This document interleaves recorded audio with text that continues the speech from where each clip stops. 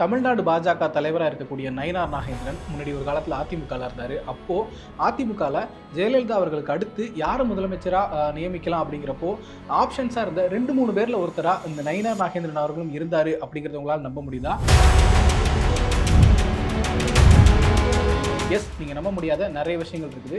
நயினார் நாகேந்திரன் அவர்களோட அரசியல் பயணம் எங்கே ஆரம்பிச்சிச்சு, என்ன மாதிரி விஷயங்கள் நடந்துச்சு, மறக்க முடியாத சுவாரஸ்யமான தருணங்கள் இதெல்லாம், எப்போ பாஜகவில் இணைஞ்சாரு அப்படிங்கிற மாதிரியான முக்கியமான விஷயங்கள் பற்றி தான் இந்த வீடியோவில் பார்க்க போகிறோம்.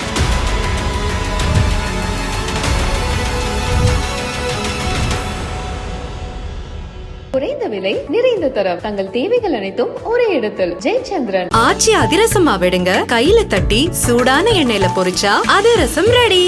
நயினார் நாகேந்திரன் திருநெல்வேலி மாவட்டம் பனங்குடி பக்கத்தில் இருக்கக்கூடிய தண்டையார் குளத்தில் 1960 அக்டோபர் 16 பிறக்கிறாரு. இவரோட அப்பா பேர் தான் நயினார். அவர் இந்த பாரு, பார்க்கிங் கான்ட்ராக்ட் இந்த மாதிரியான விஷயங்கள்லாம் பண்ணிட்டு இருக்காரு.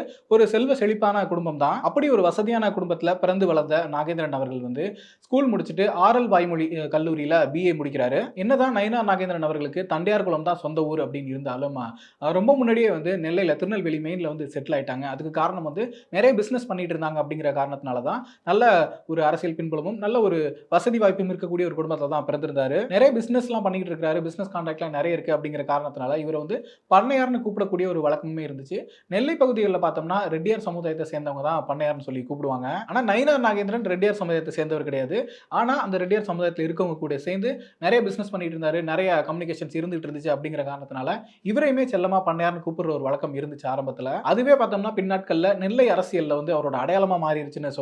நயினார் நாகேந்திரன் நேரடியா அரசியலுக்குள்ள நுழையறதுக்கு முன்னாடியே கொஞ்சம் கொஞ்சமா சின்னதா கட்சி பணிகள்ல ஈடுபட்டுக்கிட்டு இருந்தாரு.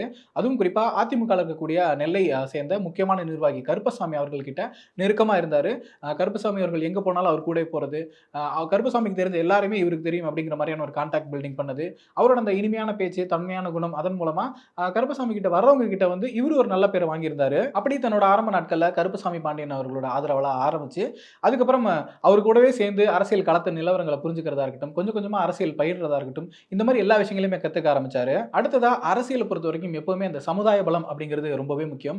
அதுக்கு நம்ம ஆதரவா இருக்குமா எதிராக இருக்குமா அப்படிங்கிறதெல்லாம் நம்மளோட தனிப்பட்ட கருத்துக்களா இருக்கலாம். ஆனா நீங்க ஒரு அரசியல் தலைவரா உருவாக போறீங்க அப்படின்னா நீங்க எந்த கம்யூனிட்டி சேர்ந்தவங்க, அந்த கம்யூனிட்டி ஆதரவு உங்களுக்கு எந்த அளவுக்கு இருக்கு அப்படிங்கிற விஷயங்கள்லாம் அந்த கிரவுண்ட் லெவல் அதிகமா பார்ப்பாங்க அப்படிங்கிறது நமக்கு தெரியும்.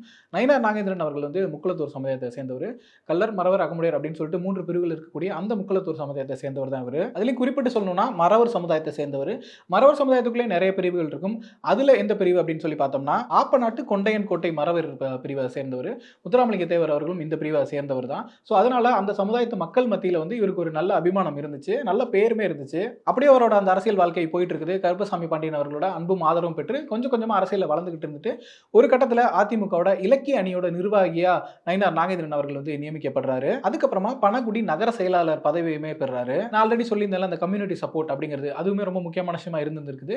அந்த அடிப்படையில் அந்த கம்யூனிட்டி சப்போர்ட்டை யூஸ் பண்ணி அல்லது அதை பயன்படுத்தி டிடிவி தினகரன், சசிகலா அவங்க கிட்டயுமே ஒரு நெருக்கமான நபரா மாறுறாரு. அவங்களோட நம்பிக்கைக்கு உகந்த ஒரு நபராகவும் மாறுறாரு. இப்படி அவரோட அரசியல் பயணம் கொஞ்சம் கொஞ்சமா வளர்ந்துகிட்டு இருக்குது. இந்த சூழல்ல தான் கருப்பசாமி பாண்டியன் 2001 அதிமுக இருந்து விலகி திமுக ஜாயின் பண்றாரு. ஸோ அந்த சூழல்ல அவருக்கான இடம் அப்படிங்கிறது வேக்கண்டா இருக்குது.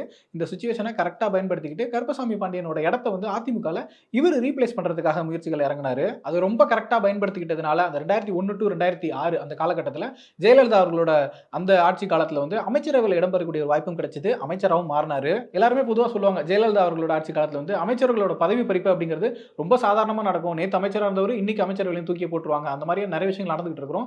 யாருமே 5 வருஷம் கம்ப்ளீட்டாக அமைச்சராக இருந்திருப்பாங்கன்னே சொல்ல முடியாதுன்ற அளவுக்கு ஒரு மிகப்பெரிய ஒரு சந்தேகத்துக்குரிய சூழல் தான் நிலவும். ஆனால் அப்படியான சூழலையுமே நயினார் நாகேந்திரன் அவர்கள் தொடர்ந்து 5 வருஷம் முழுசா அமைச்சரவையில் நீடிச்சாரு. அமைச்சரவையில் துறைகள் நிறைய தடவை மாற்றப்பட்டிருக்கு. பல துறைகளுக்கு இவர் மாற்றிருக்காங்க. ஆனாலும் அமைச்சரவையிலிருந்து அமைச்சர் பதவி மட்டும் நீக்கப்படவே இல்லை. அந்த காலகட்டத்தில் பார்த்தோம்னா தொழில்துறை, மின்சாரம், போக்குவரத்து இந்த மாதிரியான முக்கியமான துறைகளுக்கெல்லாம் இவர் அமைச்சராக இருந்திருக்காரு. அடுத்ததா 2006 தேர்தலில் போட்டிட்டு தோல்வியை தான் தழுவுறாரு. ஆனால் அந்த வாக்கு வித்தியாசம் அப்படிங்கிறது பார்த்தோம்னா ரொம்ப சொற்பம் தான். ஒரு 600 ஓட்டு வித்தியாசத்தை தான் அந்த தேர்தலில் தோக்குறாரு. திரும்ப 2011 அதே தொகுதியில் போட்டிட்டு ஜெயிக்கவும் செய்யறாரு. ஆனால் அவருக்கு அமைச்சரவையில் இடம் கொடுக்கப்படல. திரும்ப 2016 தேர்தலில் போட்டிடுறாரு. பட் தோல்வி அடைஞ்சிடறாரு. ஜெயலலிதா மறைவுக்கு அப்புறம் ஒரு சின்ன பின்னடைவு இருக்குது. அந்த சூழல்ல தான் இவர் டிடிவி தினகரனோட அம்மா மக்கள் முன்னேற்ற கழகத்துல தன்னை இணைச்சுக்கிறாரு. அங்க கொஞ்ச நாட்கள் பயணப்பட்டுட்டு 2017 கரெக்டா பாஜக இணைறாரு நயினார் நாகேந்திரன் அவர்கள். அதுக்கப்புறம் இப்ப இந்த வருஷம் 2025 வந்து தமிழ்நாடு பாஜகவோட தலைவரா நியமிக்கப்படுறாரு. இதுதான் அவரோட அரசியல் பயணம் அப்படிங்கறத நம்ம பார்க்கிறோம். இதுல ரொம்ப முக்கியமான விஷயமா என்ன இருக்கு அப்படின்னு சொல்லி பார்த்தோம்னா, 2001 to 2006 காலகட்டம் இருக்குல்ல, அந்த சூழல்ல ஜெயலலிதா அவர்களுக்கு சில சட்ட ரீதியான நெருக்கடிகள் இருந்துச்சு. ஒருவேளை அவர் சிறைக்கு போற மாதிரி இருந்துச்சு அப்படின்னா, அந்த சூழல்ல யாரை அடுத்ததா முதலமைச்சரா நியமிக்கலாம் அப்படிங்கிறப்போ ஒரு 2-3 ஆப்ஷன்ஸ் இருக்கும்ல. அதுல முக்கியமா இருந்தது ஓபிஎஸ் அவர்கள், எல்லாருக்குமே தெரியும். அந்த 2-3 பேர்ல வந்து நயினார் நாகேந்திரன் அவர்களும் ஒருத்தரா இருந்தாரு. அந்த அளவுக்கு ஜெயலலிதா கிட்ட ஒரு நல்ல பெயரை பெற்ற ஒரு அமைச்சரா, ஒரு அரசியல்வாதியா இருந்தாரு அப்படிங்கிறது தான் ஒரு முக்கியமான தகவலா இருக்கு. அதுக்கப்புறம் அரசியல்ல வந்து தேர்தல் வெற்றி தோல்வி எல்லாமே பார்த்தாச்சு. ஆனாலும் ஜெயலலிதா அவர்களோட மறைவுக்கு பிறகு அதிமுகல தனக்கான முக்கியத்துவம் குறையுது அப்படிங்கிறத உணர தொடங்குறாரு. அந்த சூழல்ல தான் வந்து டிடிவி தினகரன் அவர்கள் கூட பயணிக்கிறாரு. அதுக்கப்புறம் 2017 பாஜகல சேர்றாரு அப்படிங்கிற விஷயத்தை பார்த்தோம். அப்படி அவர் 2017 பாஜகல சேர்ந்த போதே இவர் வந்து தமிழ்நாடு பாஜகவுக்கு தலைவரா நியமிக்கப்படுறதுக்கான வாய்ப்புகள் இருக்கு அப்படிங்கிற மாதிரியான பேச்சுகள் தொடர்ந்து வந்துகிட்டு இருந்துச்சு. ஆனா அப்போதைக்கு அவர் நியமிக்கப்படல. அதுக்கப்புறம் பார்த்தோம்னா 2021 சட்டமன்ற தேர்தல், கடைசியா நடந்த சட்டமன்ற தேர்தல்ல அதிமுக கூட்டணியில பாஜக சார்பா போட்டிட்டு திருநெல்வேலி தொகுதியில ஜெயிச்சு எம்எல்ஏ ஆனாரு. அந்த சூழல்ல பார்த்தோம்னா வேற ஒரு கட்சியில நமக்கான முக்கியத்துவம் குறையுது அப்படிங்கிறதுனால இன்னொரு கட்சிக்கு வரோம். அங்க வந்ததுக்கு அப்புறம் பார்த்தோம்னா நமக்கு அந்த தலைவர் பதவி கொடுப்பாங்கன்னு ஒரு பேச்சு வந்துச்சு. ஆனா கொடுக்கல.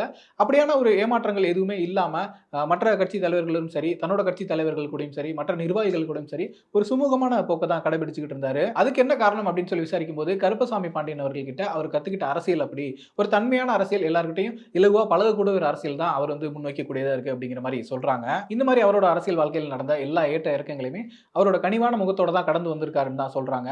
அப்படி இருக்கும்போது இந்த வருஷம் 2025 ஏப்ரல் கிட்ட தான் வந்து இவர் வந்து தமிழ்நாடு பாஜக தலைவரா நியமனம் பண்றாங்க. அதுக்கான காரணமா சொல்லப்பட்டது வந்து இதுக்கு முன்னாடி பாஜக தலைவராக இருந்த அண்ணாமலை அவர்கள் வந்து அதிமுக கூட ஒரு சுமூகமான போக்கு வந்து நீடிக்கல, அதிமுக தலைவர்கள்லாம் பத்தி தப்பா பேசினாரு அப்படிங்கறனால 2 கட்சிகளுக்குள்ள ஒரு முரண்பாடு ஏற்பட்டு கூட்டணியை முறிஞ்சிச்சு அப்படிங்கிற விஷயத்தையும் பார்த்தோம்.